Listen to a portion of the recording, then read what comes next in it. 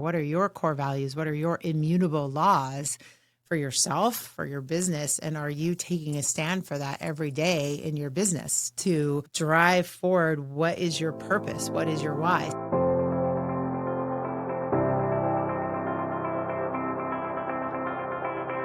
Welcome back to the Catalyst podcast. I'm Sonia Pedowick, your host, and today we're going to talk about core values, or as Mike Michalowicz calls them, immutable laws. I don't know why that word always gets caught up in my mouth, but in the Pumpkin Plan, Mike Michalowicz talks about them, and I'll just read the definition of them from his book, which I found to be really fascinating. We just read it in our Mastermind group as our part of our book club. And immutable laws are the rules of our lives.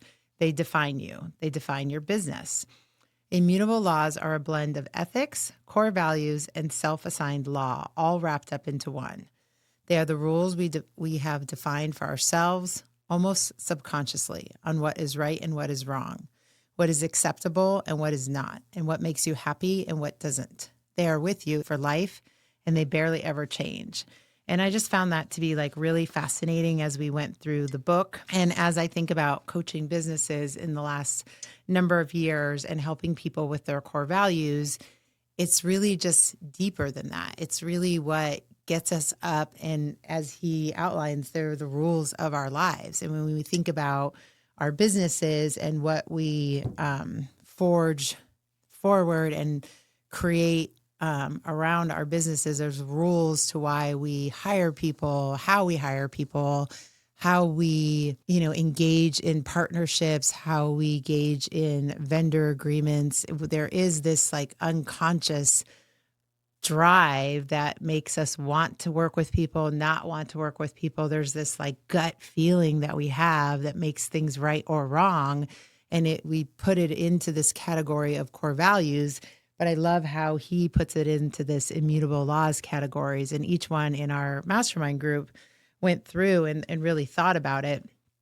And I really challenged myself to think about it. And after this journey of last year going through NLP and thinking about what I wanted to take a stand for in my business, I kind of just threw the baby out with the bathwater and started over. What do I want to take a stand for? And I just thought it'd be kind of interesting to talk about today. What do you have out there? What are your core values? What are your immutable laws for yourself, for your business? And are you taking a stand for that every day in your business to drive forward? What is your purpose? What is your why? Simon Sinek talks about it. Start with, why are you out there doing your business? Are you coming back to that, point A every time that helps you drive forward in your culture? Does it help you rally your business, your people, your mission forward in your business? And these immutable laws just really, I kind of went home after our book club discussion. It was what am I taking a stand for? And so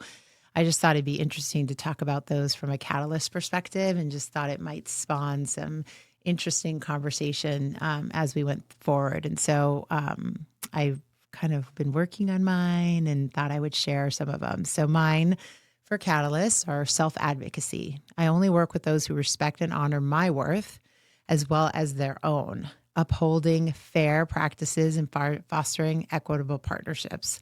And that's really important for me because I really talk with a lot of business owners about valuing their worth. Are you charging your worth? Are you valuing your time? Are you honoring what you charge in the marketplace, your time and space that you're allotting for yourself to work on your business, to spend time with those who value your time and worth? And if I'm promoting that with the businesses that I'm working with, am I also valuing my time? And if I'm preaching that, if I'm coaching that with others, am I advocating for myself in my own business and my coaching? And I really had to look at how I was taking a stand for others. Why was I also self-advocating for myself? Community with a purpose is another one for me. I work to align individuals around common values and objectives, emphasizing collective growth while fostering individual gain. I approach community building with a spirit of generosity, knowing that the more I lead through an example of contribution, the more vibrant and impactful the community becomes. And so that's really important for me because I want to lead with a purpose. I want to connect people that have a purpose in their businesses. My business has a purpose, and that I really want to foster a spirit of generosity. I really believe in giver's gain. In my office, there is a huge sign that says giver's gain. I believe the more that we give into the community, the more there is to gain. And that if we give without that expectation, that naturally just comes back in the universe. And so, are we fostering communities that are here to give and pour into each other? And naturally that just comes back in the universe. And so that we're giving without expectation, but that we're all coming as an example of contribution. Lead, share, repeat, or die trying. Building a community isn't just kumbaya and handshake. It's aligning values, fostering growth, and being so generous that they think we're plotting something. The more we contribute, the less awkward the potluck gets. And I just believe that really when leaders are there to share and repeat, and that we're building a true, authentic community, that it's not just for show, that it's really our authentic selves that are about giving, that comes through, and that it's just natural that everyone that is in the room, each person is there to give authentically of themselves. And it's not just in the mastermind community. That's part of each company's authentic core values as well. And that just spreads authentically, that it transcends the room as well. This one is really important. Curiosity as a compass.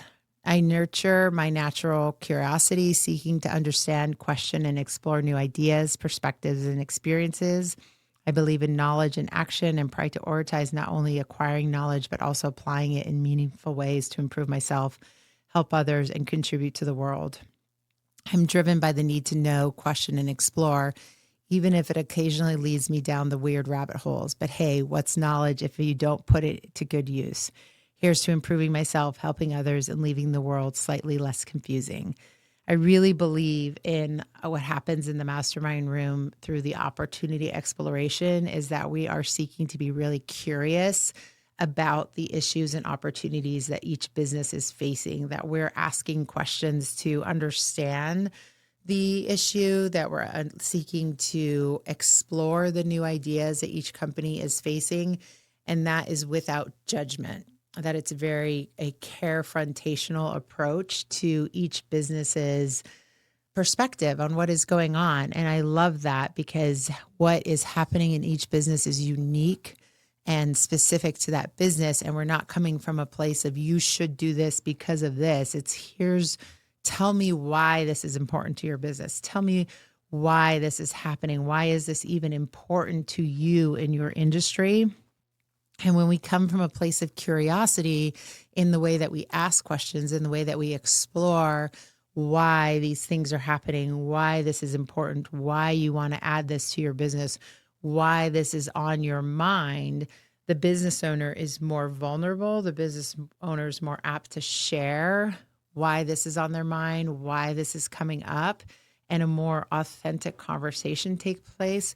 When we come from a place of curiosity, we're just more naturally open to learning and exploring and sharing, and more ideas, more answers, more solutions come naturally to those conversations when we're coming from a place of curiosity, not judgment, not criticism, and not a place of you should do this because, this is how I think, or this is what's happened to me, or a place of judgment. It's just a very more natural occurrence of conversation. I just love that place of curiosity. And if you read the book, Think Again by Adam Gant, he really talks about the different ways that people either preach or become a politician, a preacher, or a scientist. And if you say in the place of scientist, you're more curious and more answers, more innovation, more authentic conversations happen when we stay in the place of curiosity. We read that book as part of a book club about a year ago, and that really spawned some really great conversations and really great solutions that helped move businesses forward in the mastermind context.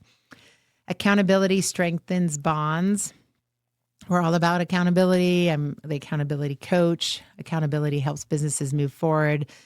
So for me, an immutable value is accountability strengthens bonds. I demonstrate reliability by following through on commitments and showing up with the same principles.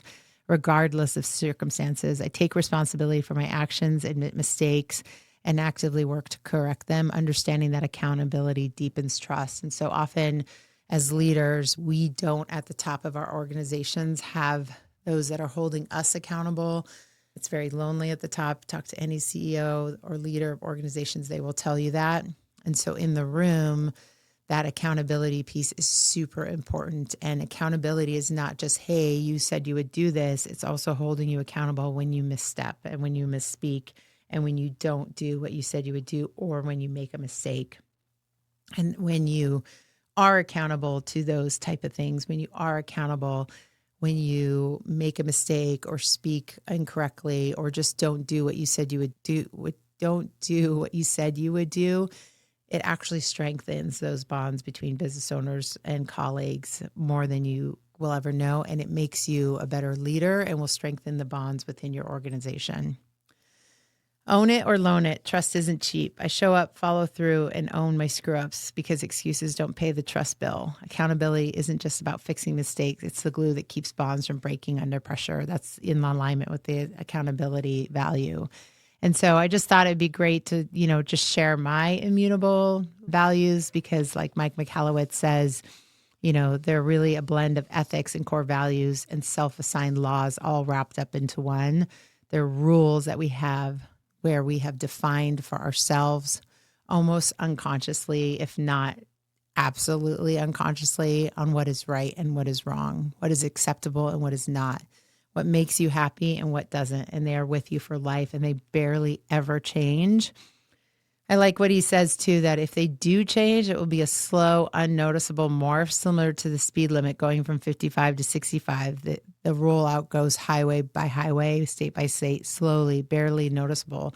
And when you notice the change, it just naturally makes sense. So if something is changing for you where maybe a value because something has changed in your life where maybe you're single and you became a parent and now you've got this new value of family values, it just like naturally morphs for you because that has changed in your life. And so what I would say out there to you that are listening to this, if you don't have core values, or maybe you have them in your business where they're things like integrity or honesty, and they're just sort of like those permission to play, they're just sort of, vanilla core values. One, I would recommend reading the book Pumpkin Plan, or even Start With Why by Simon Sinek, and maybe connecting with me to help you do an exercise within your organization to help you figure out what your real core values are. And it's easy to just connect with me through the show notes and really sit with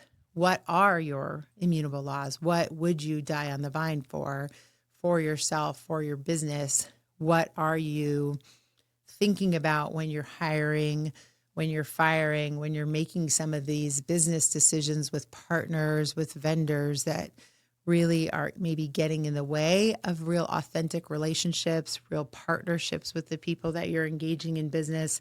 Maybe think back to when relationships didn't go as well as you would have liked them to go, when a hire hung on for too long. Maybe you had a camper or a crank in your business that was getting in the way of culture. And if you really thought about what core values you either did or didn't have in place with the business, if you had some in place and you thought, gosh, this person showed up in this way, and if I really had to think about it, that wasn't a core value, or they exemplified these values, they aren't in line with what I want for my business or my life, it's probably a good time to have a conversation about what is important to you for your business, and think about maybe it's time to really sit down and think about what are my core values for my business? What's getting in the way of us moving forward? We're hitting a ceiling in our business. We're not growing in the way that I want. Our our culture is not moving forward, which is not helping us hit revenue goals, attract the right talent, and we're